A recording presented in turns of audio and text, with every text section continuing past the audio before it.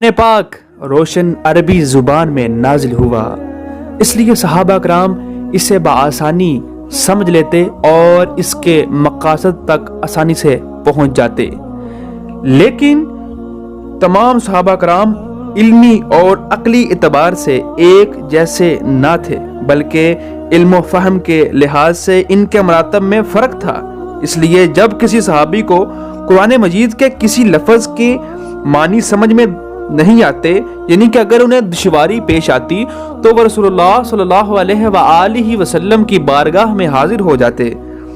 اور حاضر ہو کر عرض کر دیتے۔ حضور پر نور صلی اللہ علیہ وآلہ وسلم اس کے معنی بیان فرما کر ان کی رہنمائی فرما دیتے۔ اس طرح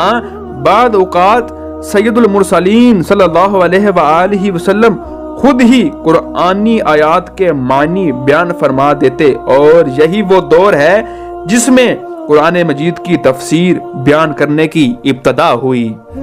اس مرحلے میں سب سے پہلے قرآن مجید کی تفسیر اور اس کے معنی اللہ تعالی عز و جل نے اپنے حبیب حضرت محمد مصطفیٰ صلی اللہ علیہ وآلہ وسلم سے بیان فرمائی، کیونکہ اللہ تعالی عز و جل اپنے کلام کی مراد کو سب سے زیادہ جانتا ہے۔ اور اس کے بعد تاجدار رسالت صلی اللہ علیہ وآلہ وسلم نے صحابہ کرام رضی اللہ تعالی عنہم کے سامنے قرآن عظیم کی تفسیر بیان فرمائی۔ حضور صلی اللہ علیہ وآلہ وسلم کے صحابہ کرام میں سے سب سے مشہور ترین مفسرین صحابہ کرام، ان کے نام یہ ہیں۔